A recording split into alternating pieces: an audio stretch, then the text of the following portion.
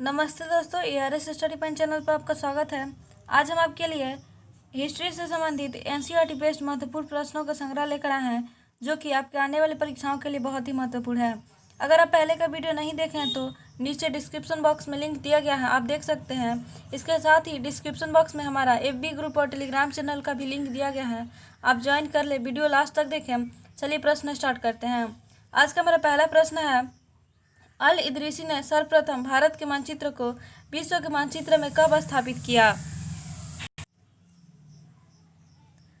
अल इदरीसी ने सर्वप्रथम भारत के मानचित्र को विश्व के मानचित्र में सन 1154 ईस्वी में स्थापित किया।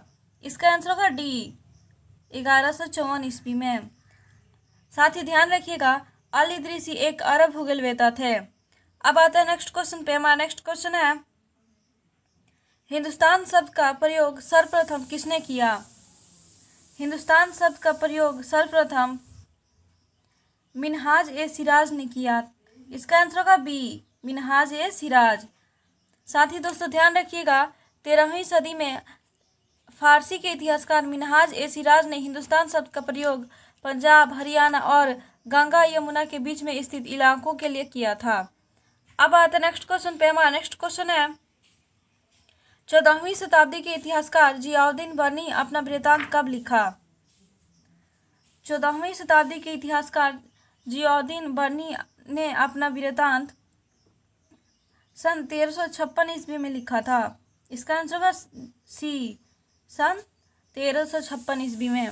साथ ही ध्यान रखिएगा, 14वीं शताब्दी के इतिहासकार जियाउद्दीन बर्नी ने अपना वृत्तांत 1356 में लिखी और दूसरी बार इसके 2 वर्ष बाद लिखा था।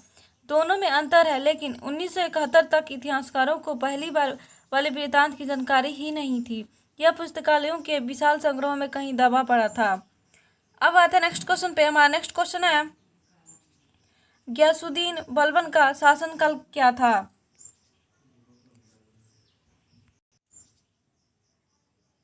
गयासुद्दीन बलबन का शासनकाल 1266 से 1287 ईस्वी तक था। इसका आंसर होगा ए, 1266 से 1287 ईस्वी तक। ध्यान रखिएगा, दिल्ली के सुल्तान गयासुद्दीन बलबन की प्रशंसा में एक प्रशस्ति लिखी गई है। उसमें उन्हें एक विशाल साम्राज्य का शासक बताया गया है। अब आता है नेक्स्ट क्वेश्चन पे। हमारा नेक्स्ट क्वेश्चन है, गयासुद्दीन का साम्राज्य कहाँ तक फैला था?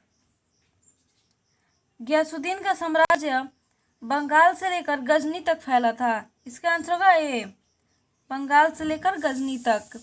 साथ ही ध्यान रखिएगा, दिल्ली के सुल्तान गयासुद्दीन बलबन की प्रशंसा में एक प्रशस्ति लिखी गई है।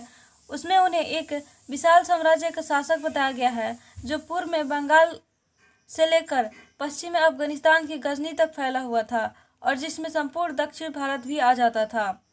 अब आते हैं नेक्स्ट क्वेश्चन पे। हमारा नेक्स्ट क्वेश्चन है, कुरान शरीफ का संदेश भारत में पहले कब पहुंचा? कुरान शरीफ का संदेश भारत में पहले 7वीं सदी में पहुंचा। इसका आंसर होगा सी, 7वीं सदी।